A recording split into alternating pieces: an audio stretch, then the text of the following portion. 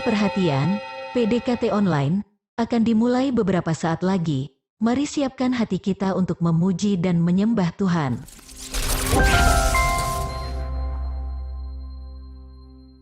Shalom, Sobat DC Ministry dimanapun berada. Puji syukur kepada Tuhan buat kasih dan karunia-Nya yang selalu baru bagi kita. Firman Tuhan dalam Yakobus 4 ayat 10 berkata, rendahkanlah dirimu di hadapan Tuhan dan Ia akan meninggikan kamu. Sebab itu hari ini saya rindu mengajak kita semua untuk bersama-sama merendahkan diri di hadapan Tuhan sebelum kita mendengarkan sharing firman pada hari ini. Bagi kita yang rindu untuk memuji dan menyembah Tuhan, mari kita bersama bernyanyi lagu Ku Berikan Hatiku.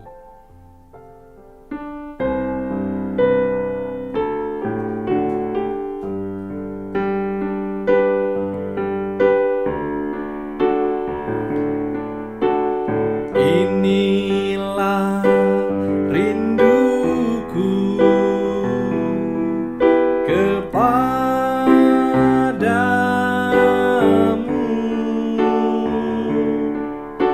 segenap hatiku menyembahmu.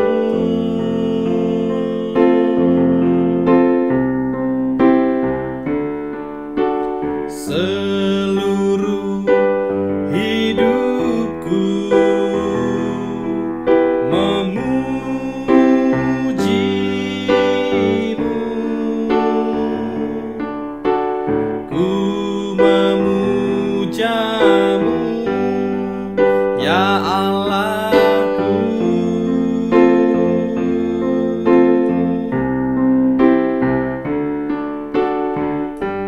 Ku berikan hatiku dan jiwaku, semuanya bagimu di dalam hidupku, di setiap waktu. Nyatakan jalanmu.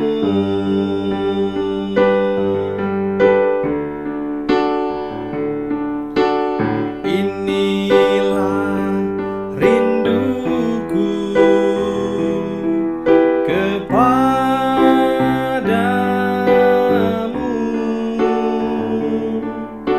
segenap hatiku menyembahmu.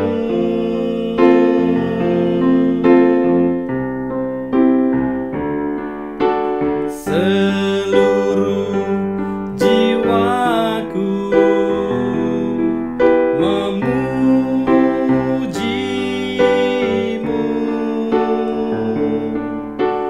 ku memujamu, ya Allahku.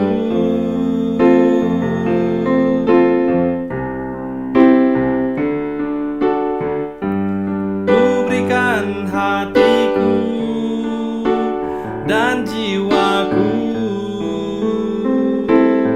semuanya bagimu di dalam hidupku, di setiap waktu. Nyatakan jalanmu, nyatakan jalanmu, nyatakan jalanmu. Mari kita bersatu dalam doa. Bapa yang kami sembah dalam nama Tuhan Yesus Kristus, terima kasih buat setiap hari baru yang Kau berikan kepada kami sampai dengan hari ini, sehingga kami boleh bersama memuji dan menyembah Tuhan dalam PDKT Online hari ini. Tuhan Yesus, sebentar kami akan mendengarkan sharing firman yang dibawakan oleh hamba-Mu. Berkati lidah bibir hamba yang menyampaikan firman, dan jamahlah setiap hati kami yang mendengarkan pada hari-hari ini. Biarlah firman yang boleh disampaikan senantiasa membuat pribadi kami menjadi pribadi yang lebih baik dari hari ke hari, sehingga kami boleh hidup sesuai dengan rencana dan kehendak Tuhan atas hidup kami. Sembunyikan hamba di balik salib-Mu, di dalam nama Tuhan Yesus, mari sama-sama kita yang percaya dan berdoa katakan, Amin. Sobat DC Ministry yang dikasihi Tuhan, pada kesempatan kali ini, sharing kita akan membahas seputar tentang iman dan kerendahan hati. Bagaimana sebuah iman yang disertai dengan kerendahan hati ternyata dapat menjadi kunci terbukanya pintu-pintu mujizat di dalam kehidupan kita. Tentu saja masih ada orang yang menganggap kalau sikap rendah hati itu adalah sebuah kebodohan, karena terlihat sebagai sikap yang tidak percaya diri, cenderung dianggap lemah, bahkan tidak mampu. Padahal, orang yang rendah hati itu sebenarnya adalah orang yang sadar secara betul bahwa dirinya memiliki batas-batas kemampuan. Orang yang rendah hati punya konsep pemikiran do your best and let God do the rest, atau kerjakan yang terbaik terlebih dahulu, lalu biarkan Tuhan yang mengerjakan sisanya. Hal inilah yang membuat orang-orang yang punya karakter demikian menjadi lebih gampang untuk berserah. Firman Tuhan dalam Yakobus 4 ayat 6b berbunyi, karena itu ia katakan Allah menentang orang yang congkak, tetapi mengasihani orang yang rendah hati. Selanjutnya kita akan lihat sebuah cerita di Alkitab, tepatnya di Markus 7 ayat 24-30, tentang seorang wanita yang memohon kepada Tuhan agar anaknya disembuhkan dari kerasukan roh jahat. Melalui cerita ini, saya rindu kita akan melihat bagaimana sebuah iman yang disertai dengan kerendahan hati dapat membuka pintu mujizat bagi pergumulan seseorang. Mari kita baca bersama Markus 7 ayat ke-24, demikian firman Tuhan. Lalu Yesus berangkat dari situ dan pergi ke daerah Tirus. Ia masuk ke sebuah rumah dan tidak mau bahwa ada orang yang mengetahuinya, tetapi kedatangannya tidak dapat dirahasiakan. Malah seorang ibu yang anaknya perempuan kerasukan roh jahat segera mendengar tentang dia, lalu datang dan tersungkur di depan kakinya. Perempuan itu seorang Yunani bangsa Sirofenisia. Ia memohon kepada Yesus untuk mengusir setan itu dari anaknya. Kita berhenti dulu di ayat yang ke-26, dikatakan tadi bahwa wanita ini adalah seorang Yunani berkebangsaan Sirofenisia. Pada zaman Yesus, bangsa Sirofenisia ini tergolong sebagai bangsa yang maju. Baik itu dari sisi ekonomi, kebudayaan, dan filosofi sekalipun, bangsa ini jauh lebih maju daripada bangsa Yahudi. Bangsa Yahudi sendiri yang kita tahu bersama, mereka adalah berasal dari mantan-mantan budak di Mesir. Nah, sekalipun demikian, semua itu tidaklah menjadi penghalang bagi wanita ini untuk datang kepada Yesus. Dengan rendah hati, ia datang menghampiri Tuhan Yesus tanpa sama sekali melihat atau membanding-bandingkan status kebangsaannya dengan Yesus yang notabene merupakan keturunan bangsa Yahudi. Wanita ini percaya akan satu hal, bahwa Yesus mampu untuk menyembuhkan anak perempuannya yang sedang kerasukan. Iman wanita ini timbul dari pendengaran tentang karya mujizat yang telah Tuhan Yesus lakukan sebelumnya. Sekalipun dia belum pernah melihat bagaimana Yesus melakukan mujizat tersebut, tapi dia memilih untuk tetap percaya.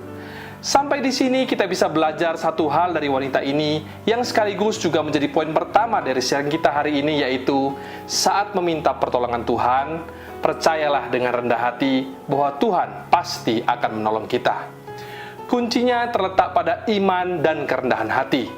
Firman Tuhan dalam Amsal 3 ayat 5 berkata, percayalah kepada Tuhan dengan segenap hatimu, dan janganlah bersandar pada pengertianmu sendiri. Sebagai manusia, di mulut kita sering berkata bahwa Tuhan mampu untuk menolong aku. Tapi di dalam hati, seringkali kita masih ragu dengan apa yang kita katakan tadi. Mulut kita berserah kepada Tuhan, tapi tidak dengan hati dan pikiran kita, yang kerap kali masih bersandar pada logika maupun pengertian kita sendiri. Tentu saja hal inilah yang kemudian akan membuat kita pada akhirnya tidak menerima apa-apa. Sebab Yakobus 1 ayat 7 berkata bahwa orang yang demikian, maksudnya orang yang bimbang, janganlah mengira bahwa ia akan menerima sesuatu dari Tuhan. Demikian juga halnya dengan apa yang dialami oleh wanita ini selanjutnya. Ketika wanita itu tersungkur di depan kaki Yesus, apakah Yesus lantas langsung mengabulkan permintaannya? Ternyata tidak demikian, saudara. Malah yang terjadi saat itu justru berbanding terbalik dengan apa yang semula diharapkan oleh ibu ini. Saat datang mampir Yesus, dia tentu berharap bahwa Yesus langsung menyembuhkan anaknya. Tapi ternyata yang terjadi saat itu malah Yesus terkesan menolak untuk menyembuhkan anaknya dengan berkata di ayat ke-27, lalu Yesus berkata kepadanya, biarlah anak-anak kenyang dahulu, sebab tidak patut mengambil roti yang disediakan bagi anak-anak dan melemparkannya kepada anjing. Secara manusiawi, tentu kita pasti berpikir dan menyangka bahwa saat mendengar perkataan Yesus kala itu, wanita tersebut akan merasa tersinggung, atau bahkan bisa saja langsung pergi meninggalkan Yesus. Tapi faktanya tidaklah demikian. Sebab semua hal-hal negatif yang kita sangka akan dilakukan oleh wanita itu, ternyata tidak ada satupun yang terbukti. Wanita ini tidak membela dirinya, dan tetap mendengarkan dengan baik apa yang hendak Yesus sampaikan kepadanya. Saya pribadi percaya bahwa apa yang Tuhan Yesus katakan saat itu ditujukan untuk menguji kesungguhan iman, serta kerendahan hati wanita tersebut. Dan terbukti bahwa iman yang disertai dengan kerendahan hati berhasil membawa wanita ini untuk lulus dalam ujian iman. Sekalipun bagi kebanyakan orang pernyataan Yesus kala itu terdengar sebagai sebuah penolakan dan penghinaan, tapi tidak demikian bagi wanita tersebut. Sebab pesan itu justru dia tangkap sebagai sebuah kesempatan bagi dirinya untuk menerima mujizat dari Tuhan. Poin kedua, iman yang disertai dengan kerendahan hati memudahkan kita untuk menangkap pesan dan maksud Tuhan atas hidup kita. Pernyataan Yesus tadi, biarlah anak-anak kenyang dahulu, sebab tidak patut mengambil roti yang disediakan bagi anak-anak dan melemparkannya kepada anjing, bermaksud bukanlah untuk menolak permintaan wanita ini, tapi hendak menjelaskan kepadanya bahwa pelayanan Yesus yang diumpamakan sebagai roti pada kala itu ditujukan terlebih dahulu untuk anak-anak, yaitu orang-orang Yahudi. Dan suatu saat nanti akan tiba waktunya bagi bangsa lain untuk menerima lawatan Tuhan tersebut. Hanya saja tidak untuk sekarang-sekarang ini, sebab waktunya belum tiba bagi mereka. Terkait dengan adanya kata anjing dalam pernyataan Yesus tadi, itu menunjuk pada sebuah ungkapan yang memang biasa digunakan oleh bangsa Yahudi untuk menyebut bangsa-bangsa lain di luar mereka. Dan seperti yang kita tahu dari cerita ini, bahwa seorang ibu yang anaknya perempuan kerasukan setan ini adalah seorang perempuan yang berasal dari kalangan non-Yahudi. Sampai di sini saya yakin secara jelas kalau kita sudah bisa menangkap bahwa sama sekali Tuhan tidak bermaksud untuk menolak, bahkan menghina wanita tersebut. Tapi seperti yang saya bilang di awal tadi, bahwa tentu saja tidak semua orang bisa seperti dia. Hanya orang-orang yang punya iman yang teguh dan kerendahan hatilah yang mampu untuk menangkap maksud Tuhan atas diri mereka pribadi lepas pribadi. Lalu bagaimana dengan respon wanita itu sesaat setelah mendengar perkataan Yesus? Mari kita baca di ayat berikutnya, yaitu ayat 28. Tetapi perempuan itu menjawab, benar Tuhan, tetapi anjing yang di bawah meja juga makan remah-remah yang dijatuhkan anak-anak. Sebuah respon yang menurut saya sangatlah luar biasa. Sebuah jawaban yang juga membuat Tuhan Yesus kagum. Wanita ini merespon dengan benar apa yang hendak Tuhan sampaikan kepadanya. Imannya tidak menjadi lemah saat mendengar apa kata Yesus, melainkan dia terus percaya dengan iman sampai sesuatu yang dirindukan terjadi. Bahkan dia juga rela menyamakan dirinya seperti anjing yang menanti remah-remah yang dibuang oleh anak-anak raja. Karena hal inilah maka Tuhan mengabulkan permohonannya. Di ayat ke-29, maka kata Yesus kepada perempuan itu, karena kata-katamu itu, pergilah sekarang, sebab setan itu sudah keluar dari anakmu. Lalu di ayat ke-30, perempuan itu pulang ke rumahnya, lalu didapatinya anak itu berbaring di tempat tidur, sedang setan itu sudah keluar. Poin ketiga, iman dan kerendahan hati akan membawa kita untuk menerima mujizat dari Tuhan. Tuhan mengasihi orang yang rendah hati. Ia mengurapi dan memberikan kuasa kepada setiap orang yang rendah hati di hadapannya. Wanita dalam cerita ini dengan berani mengakui ketidakberdayaannya dan memohon kepada Tuhan untuk menyembuhkan anaknya yang kerasukan. Dan ketika dia terus dengan mengakui kelemahannya di hadapan Tuhan, maka di sanalah Tuhan memberinya kekuatan dan kuasa. Yesus sendiri menunjukkan keteladanannya sebagai seorang pribadi yang rendah hati. Seperti yang dikatakan dalam Filipi 2 ayat 6-11, Yesus memilih untuk tidak menganggap kesetaraan dengan Allah sebagai milik yang harus dipertahankan, melainkan telah mengosongkan dirinya sendiri dan mengambil rupa seorang hamba dan menjadi sama dengan manusia. Dan dalam keadaan sebagai manusia, ia telah merendahkan dirinya dan taat sampai mati, bahkan sampai mati di kayu salib. Itulah sebabnya atau atas dasar kerendahan hatinya itulah, maka Allah sangat meninggikan dia dan memberikan kepadanya nama di atas segala nama, supaya dalam nama Yesus bertekuk lutut segala yang ada di langit, dan yang ada di bumi, dan yang ada di bawah bumi. Dan segala lidah mengaku Yesus Kristus adalah Tuhan, bagi kemuliaan Allah Bapa. Jadi kembali ke sharing kita hari ini seputar iman dan kerendahan hati. Ada 3 poin penting yang bisa kita renungkan dan aplikasikan dalam hidup kita. Yang pertama, saat meminta pertolongan Tuhan, percayalah dengan rendah hati bahwa Tuhan pasti akan menolong kita. Poin yang kedua, iman yang disertai dengan kerendahan hati akan memudahkan kita untuk menangkap pesan dan maksud Tuhan. Dan yang ketiga, iman dan kerendahan hati akan membawa kita untuk menerima mujizat dari Tuhan. Mulai hari ini, jadilah orang yang senantiasa percaya dengan rendah hati kepada Tuhan. Sebab firman Tuhan dalam Matius 23 ayat 12 berkata, barang siapa meninggikan diri, ia akan direndahkan. Dan barang siapa merendahkan diri, ia akan ditinggikan. Demikian sharing firman Tuhan pada hari ini, dan Tuhan Yesus memberkati. Sebelum kita menutup perjumpaan hari dengan doa, mari bersama kita bernyanyi lagu Bukan Dengan Kekuatanku.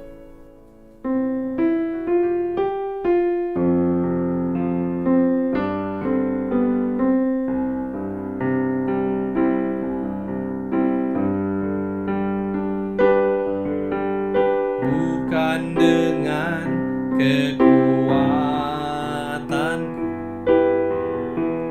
ku dapat jalani hidupku, tanpa Tuhan yang di sampingku ku tak mampu sendiri. Engkaulah kuatku yang menopangku, ku pandang wajah-Mu dan berseru, pertolonganku datang dari-Mu, peganglah tanganku, jangan lepaskan, Kaulah harapan dalam hidupku.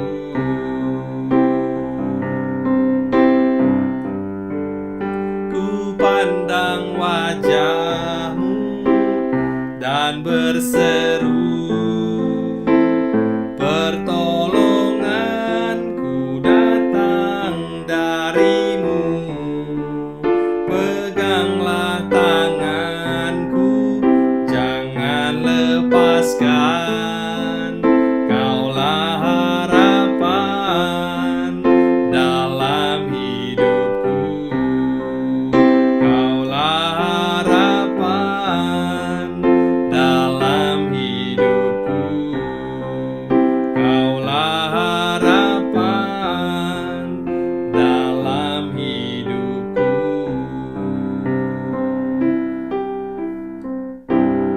Mari kita bersatu dalam doa. Tuhan Yesus yang baik, terima kasih buat sharing firman yang dibawakan oleh hamba-Mu. Biarlah setiap daripada kami boleh beroleh hati yang selalu percaya dan rendah hati saat kami meminta pertolongan kepada Tuhan. Sebab hanya dengan percaya penuh kepada Tuhan, kami akan menerima jawaban daripada setiap doa-doa kami. Kami juga mau terus menopang dalam doa setiap pergumulan saudara, kerabat maupun teman kami. Biarlah Tuhan, di dalam nama Tuhan Yesus, kesembuhan terjadi, pemulihan terjadi, bahkan mujizat terjadi bagi setiap kami yang senantiasa berharap kepada Tuhan. Terima kasih Tuhan Yesus. Mari kita buka hati dan angkat tangan untuk menerima berkat daripada Tuhan. Terimalah kiranya berkat dari Allah Bapa, cinta kasih Tuhan Yesus Kristus, penyertaan Allah Roh Kudus akan menyertai hidupmu mulai hari ini, bahkan sampai kali yang kedua Tuhan Yesus datang menjemput kita. Namamu tercatat di dalam kitab kehidupan. Dalam nama Tuhan Yesus yang percaya dan diberkati, katakan bersama, amin, amin, amin. Tuhan Yesus memberkati, shalom dan sampai jumpa.